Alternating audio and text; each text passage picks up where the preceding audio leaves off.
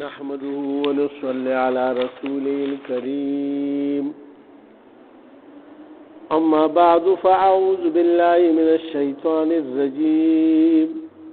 بسم الله الرحمن الرحيم وإذ قال الله يا عيسى ابن مريم أأنت قلت للناس اتخذوني وأمي إلهين من دون الله قال سبحانك ما يكون لي أن أقول ما ليس لي بحق إن كنت قلته فقد علمته تعلم ما في نفسي ولا أعلم ما في نفسك إنك أنت علام الغيوب صدق الله العظيم. دا سورة مائدہ شپاڑسم رکو دا اخیری رکو دا سورة مائدے د دې نن ترجمه او تفسیر به بیانېږي. الله پاک ته ماته د صحیح وینا او د عمل توفیق راکړي او تاسو ته هم. پرون الله سبحانه وتعالی د عیسی علیه السلام او د حواریانو ذکر فرمایلو. هغې کې حواریانو ناستو هغه سره چې کله ایمان راوړو او بیا به هغه سره ناستو خبرې اترې به یې کولې او هغوی ورته د حکمت بصیرت خبرې کولې، وعظ نصیحت به ورته کولو. نو هغوی پې دا سوال وکړو چې آیا ستا الله د دې طاقت لرلی شي چې موږ باندې یو خوانچه نازله کړي د اسمان نه چې په هغې کې تیاره غوښه وي او تیار پکې چې کوم دی نو وټی وي او موږ ترې وخورو؟ هغه ورته چې الله نه ویریږي داسې سوالونه مه کوئ، ځکه چې د داسې سوالونو بیا قواعد او د هغې شرایط هم ډېر سخت دي او که هغه به بیا پوره نه کړو بیا به له ډېر سخت عذاب در کېږي. خو هغوی وایي چې نه بس زموږ زړه مطمئن به شي او موږ به بیا دا خلکو ته هم وایو چې داسې کار شوی او ستا به نور هم دا به یو دلیل شي د پیغمبرۍ. لہذا موږ به خلکو ته د هغې بیا مثالونه پیش کوو، خلق به یعنی په دین کې داخلېدو دپاره به دا ډېر فایدهمند خبره وګرځي او زموږ زړونه به مطمئن شي. نو هغه بیا الله پاک ته سوال کوي چې یا الله ته چې کوم دی دا نازله کړي. نو الله سبحانه وتعالی ورته وفرمایي چې بلکل زه به یې نازله کړم، خو ولې بیا که چېرې دوی نافرماني وکړه او زما د دې نه انکار وکړو، زما د خبرې نه نافرماني وکړه، نو بیا به زه ډېر سخت عذاب ورکوم او داسې عذاب ورکوم چې بیا به مې چاله مخکې داسې دي ورکړي په دنیا کې. هماغه وشوه، هغوی بیا بدعهدي وکړه او د هغې نه بیا بل وخت دپاره پرېښوده چې څنګه دوی ته ویلي شوي چې دا بل وخت نه پرېږدئ، دوی پرېښوه، پټه را پټه یې کړه یا خوا دې خوا. نو بس د دې دپاره بس الله پاک چې کوم دی چې سهار را پاڅېده نو بس دا ځوانانو نه بیزوګان جوړ شي او د مشرانو نه خنزیران جوړ شي. او بیا عیسی علیه السلام له راتله وایي د سترګو نه به یې دونه غټې غټې اوښکې به یې دی چې الله ته سوال وکړه چې مونږه سم شو. هغه ورته د الله په عذاب چې څوک ککړ شي بیا واپس کېږي. دا وایي دا سرګردانه ګرځېده بیا خلک ټول مړه شو بس لاړه. اوس الله پاک دی رکو کې دا فرمایي د قیامت د ورځې خبره کوي. پرون هم لږ ورته تفصیل کې مونږ د دې خبره کړې وه د دې رکو، خو چونکې دا رکو بیا درس ډېر لوی شو نو د دې د وجې نه د دې هغه بیان پاتې شو. په ورځ د قیامت به الله سبحانه وتعالی عیسی علیه السلام، مریم بیبي او ټول پیغمبران چې کوم دی نو دا به مخې ته ودرئ. نو خاص طور خطاب د عیسی علیه السلام ته کوي، ولې چې په پیغمبرانو کې چې د چا عبادت شوی نو هغه عیسی علیه السلام دی. نور کفارو د پیغمبرانو انکار کړی دی، منلی نه دی، نه خو کفر اختیار کو. دی پیغمبر سره دا واقع شو چې دی د امتیانو او د منونکو خلقو دې د الله زوی وګرځولو او خدای یې وګرځولو او د عبادت شروع کو نو ځکه به الله پاک خصوصي طور باندې د ځنه تپوس کوي دې کې الله پاک فرمایي واذ قال الله او چې کله وی الله سبحانه وتعالى یا عیسی ابن مریم اے عیسی د مریم بیبي زویا انت قلت آیا تا ویلیو للناس خلقتا اتخذوني چونی سیما و امی او زما مور الہین دوار پا خدای باندی یعنی اللہ سر منگم شریک کئی منگم پا خدای که اللہ سر شریکیو دا تاسو خلق طویلی و قالا نو جواب ورکی عیسیٰ علیہ السلام سبحانکا پاکی دا اے ربا تعالی را ما یکونو لی ما تا خدا خنخ کاری دا و نه دا مال پکارو و نه می داسی کری دی ان اقول ما لیس لی چه ما خلقو تا دا ویلے وی چه ما بحقی یعنی داسی خبره ما چاہتم ندا کری او نه ما ته دې حق کېدو چې ما خلکو ته داسې ویلې وي چې بی زما عبادت شروع کړي ما به څنګه خلکو ته وي زه خو ستا پیغمبرم ما خو خلک ستا عبادت طرف ته یا الله راغوښتل خپل عبادت طرف ته به ما څنګه راغوښتل نو وای دا حق ما ته حاصل نو چې ما خلکو ته داسې ویلې وي ان كنت قلته فقد علمت اگر ان كنت کچره ما قلته ویلیو دیتا فقد علمته نو په تحقیق سره تاسو ته پته وي تاسو په علم کې به دا خبره چې ما خلقو ته ویلي دي ځکه تعلم ما فی نفسی تاسو ته علم دی د هر هغه خبرې چې کوم زما په نفس کې دی زما په زړه کې خبره کومه ده نو هغه تاسو په علم کې دی یا رب تا ته زما د زړه پتم ده ولا اعلم ما في نفسك او ما تدا پته نشته ستاسو په علم کې څه دي ستاسو په زړه کې څه دي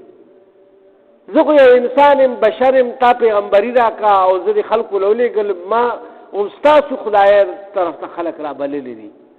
او ما ته دا حق نه جوړېدو چې ما خلک ځان طرف ته را بلل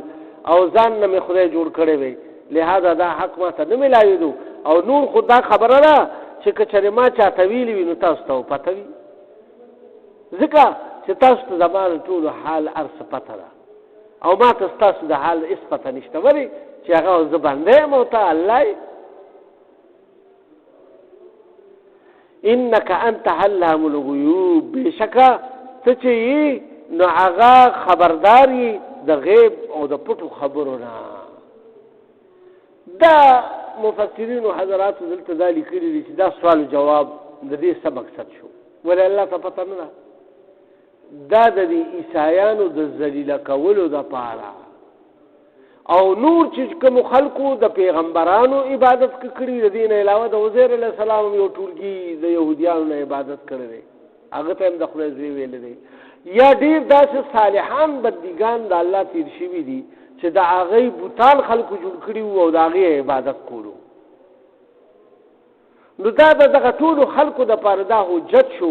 چې دا زما بندګان وګور هغه په خپل خپل باندې دا وایي چې ما ته دا حق نه حاصلېدو چې ما خلکو ته دا ویلې ما خو ستا خدای طرف ته خلک را بللو ستاسو عبادت په لمه خلک را بللو او دا ورته ویلو چې ته وحده لا شریک دی الله سره هیڅ شریک نشته او بل د خپل علم به نفیو کی او د الله د علم به ثبات کی الله سبحانه وتعالى علم لب فوقیت ورکی په خپل علم باندې ځکه چې د الله بنده دی الله پیغمبر جوړ کړی دی ها نو بیا صلی الله پاک بخی فرمایي ما قلت لهم ما نو ویلی دیتا الا ما امرتنی مگر دا چې کم تاسو ماته حکم کړو اے زما خدایا به د کوم کارونو تاسو چې سره لريګلې وما هغه کارونه مې کړی دي چې تاسو دا طرف ته خلک را بللی تاسو وحدانیت مې ورته بیان کړی دی او دین په لمه خلک را بللی دي او په تورات او په انجیل باندې بیا داغه عمل طرف ته خلک را بللی دي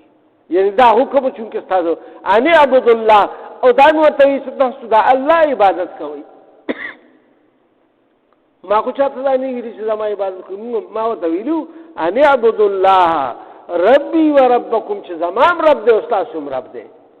چې څنګه زما رب دې دا تاسو رب دې زم پیدا کړم تاسو پیدا کړی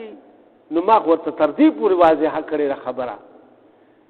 چې دا هغه رب عبادت کوي چې تاسو پیدا کړی او زم پیدا کړی د خپل پیدایش ذکر پکې فرمایلو او بیا فرمایي وکنت علیهم شهیدا او زه خو په دې باندې گوایم ما دمت فیهم تر هغه وخت پورې چې زه دای کې موجودم نو زه په دې باندې گوایم تر هغه پورې به زه خپل گواہی ورکوم چې ما دې تک خبره کړې نو زه څوک دې دا وایي چې مونږ ته دی ویلي دي زما په امتیانو کې څوک وایي چې مونږ ته عیسی علیه السلام داسې ویلي چې زما عبادت کوئ زه او چې زه بیا الله پاک تبیا فرمایي فلما توفیتنی کله چې تاسو زه اوچت کړم د دې د منځ نه كنت انت الرقيب عليهم نو بیا خو وای تاسو نگهبان پدای باندې زمانه پس خو بیا تزارو خبر نه ما د خپل ګوره دلته مس د علم غیب نفي شو پیغمبر په خپل سوي وای چې ترکوي پورې ز پکیو منو پاغه پورې خو ته خبرې ما چې ما ورته څه خبرې کړې هغه زم نه تایم او چې راکم خلک موجود دي د یم را پاسه و ماته مخابخ درو چې دی سوکم دا وای چې موږ ته پیغمبر داسې ویلي نو تاسو په مخ کې ټول ولاړ او کله چې تاسو چت کما یعنی اسمانونو ته مو ژوندې چت کما نو بس بیا راغی نه پس خو بیا تاسو یم په دای باندې نگهبان وای تاسو ته بیا پته را تاسو بندګان دي بس تاسو لیدار سره دی چې دا دی سکول او چې عبادت کول او چې منل او چې خبرې چې خپل نفس ته خشته ک شیطان ورته خشته ک دا خبرې چې تاسو عیسی علیه السلام ته خدای وایي نو تاسو په دای باندې نگهبان بیا خو ماته څه پته نشته ګوره سری الله پاک فرمایي وانت على كل شيء شهید او تاسو چې یې په هر یو سیس باندې نگران یې او گوام یې یعنی ویني یې ګوري یې ټول مخلوق تاسو په نظر کې دی څوک هم تاسو د نظر نه پوشیده پټ نه دی اوس بیا ورته دا الله پاک ته بیا دا درخواست کوي ان تعذبهم کچې تاسو ذیل عذاب ورکوي فانهم عبادك نو دا تاسو بندګان دي غلامان دي تاسو ته اختیار دی ځکه چې آقا ته اختیار دی چې غلام لا زور نه ورکوي او اگر هني شي نو تم اے الله کچې ذیل عذاب ورکوي نو ستا بندګان دي تاسو پیښي او کار مو پیښي زه په کې سره شم ویلې وان تغفر لهم او کچر بخیه فانك نو تاسو چې بشک تاسو چې انت العزیز الحکیم تاسو خو غالب یې او ډیر زیات حکمت والا یې کچر تاسو یو بخیر تاسو نه بیا غالب ذاتی تاسو نو څوک تاسو هم نشي کولای چې دا ولې مو بخل دی خدا سدا شي وو او کومرونی وو نو هم د نسوک تاسو نشي کولای چې دا ولې مرونی و یا په ناجایز طریقې سره رونی و تاسو کل اختیار لرئ اے ربا وردا الله اختیار هم دلته کې په خپل عرض کی او الله ته خپل عاجزی ښکار کی چې یعنی تاسو بندگان دي که بخیه او که عذاب ورکوي بس هغه خبره ختمه کا اوس بیا فرمایي الله سبحانه وتعالى قال الله هذا يوم ينفع الصادقين صدقهم. وبوای الله سبحانه وتعالى په دغه ورځ چې دا ورځ داسې ده چې نفع به ورکي رښتیا ویونکو ته رښتیا ویل د دوی د دوی هغه رښتیا به دوی ته بیا فایده ورکوي چې چا رښتیا خبره وکړه نه به دوی ته فایده ورکوي او څوک به دروغ ویلی نه شي ځکه چې څنګه دروغ وایي په خوله باندې به مهر ولګي شونډې به وګنډلی شي کلک به د خولې نه شي ویستی لاسونه خپې به خبرې شروع کړي دې بیا څه کولی شي دومره پورې د الله سبحانه وتعالی اختیار دی. نو وایي نن ورځ باندې به یعنی خلکو ته رښتیا ویلی بس فایده ورکوي. بیا الله پاک فرمایي لهم جنات تجري من تحتها الانهار چې چا رښتیا وویل او رښتیا کړي دي کوم کارونه یې ښه کړي دي او رښتوني خلکو په دنیا کې نو د دوی دپاره به جنتونه وي. جنت وی باغ ته ډېر ښکلي حسین او جمیل باغونه به چې هر قسم نعمتونه وي پکې. جنت یو داسې مقام دی چې په هغې کې به هر قسم نعمت وي د الله سبحانه وتعالی. بل ځای کې الله پاک فرمایي چې څه دی غواړي نو بس هغه به ورته پکې میلاویږي. دا پکې اړو تپوس مه کوئ چې دا به پکې وي او که دا به پکې نه وي او که دغه به پکې وي او که دا چې څه دې په زړه کې راغه څه قسمه خبرم او جنت ته یو پیره لاړې دننه شوي بیا تې بار هم نشي راوتی. بیا الله پاک وایي چې بس زما فیصله یو وي جنت ته دننه لاړې بس اوس دې بادشاهي شوه. اوس چې څه غواړې تا ته بار یو شی حاضري. اوس دلته کې الله پاک فرمایي نو دوی ته به جنتونه میلاو شي تجري من تحتها الانهار خالدین فيها ابدا چې بهیږي په دې کې نهرونه همیشه دپاره. دا نهرونه که تاسو خیال کړي او دا ابشارونه دا پر سترګو باندې ډېر ښکلي لګي. دا سیندونه سمندرونه دا چې سړی داسې دغه شي که نه دا چې دا په ډېر ښکلي لګي. نو دا ابشارونه او قسمه قسم سندرانې او دا ټول هر څه به په هغې کې وي نو دا به پکې ور دوام وي او دی به چې کوم دی پکې تر تازه او خوشحاله او پکې اوسېږي او ابدا فیها ابدا ټکې الله پکې همیشه لپاره به دا وي. دا نه چې کله باران وشي نو سیلاب راشي چې کله باران ونشي نو چې سیند وچ شي. زمونږ چې کله سوکړه شي نو دا سیند وچ شي که نه پکې چکی ښکاره شي. چکی موږ ورته وایو شګو هغه چکی پکې ښکاره شي او چې کله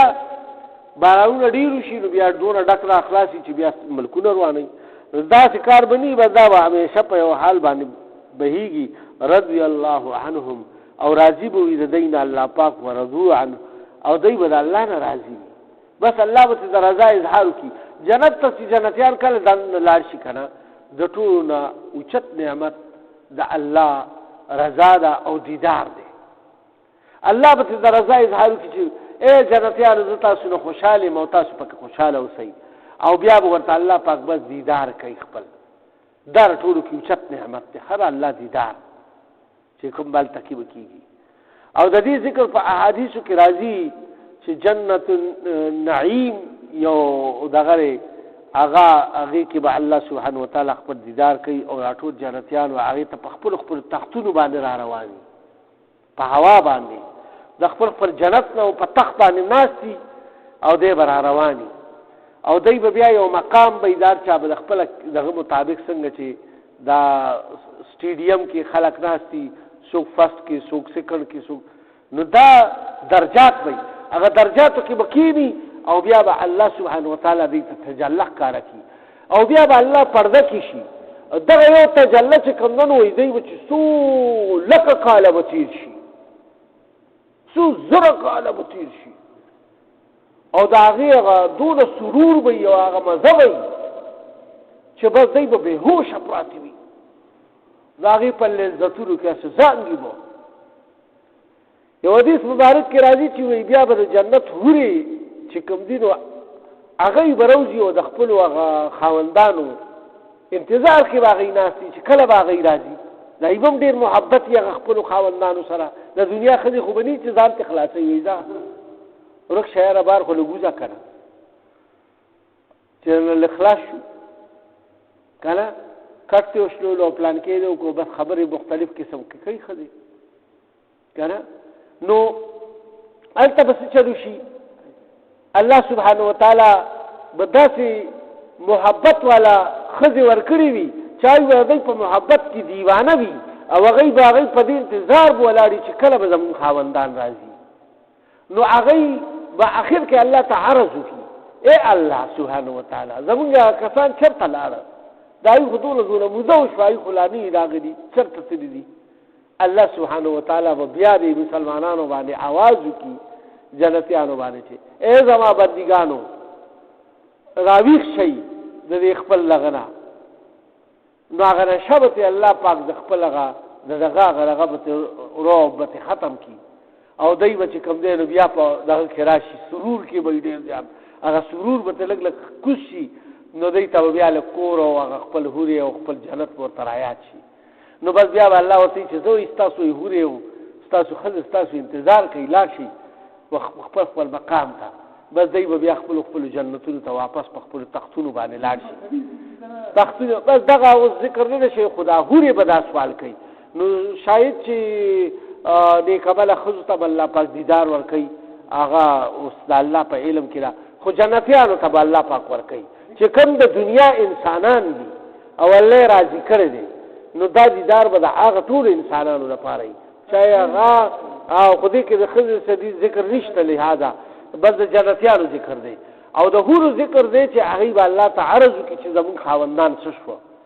ځکه چې هر جنتی ته به هوري ملاويږي هغه ډېری مینه نه کوي ردی د وجه نه غیب الله ته فریاد وکړي چې الله زمون خاوندان خودونه مودو شو غیب دي ای خو به روز شما دي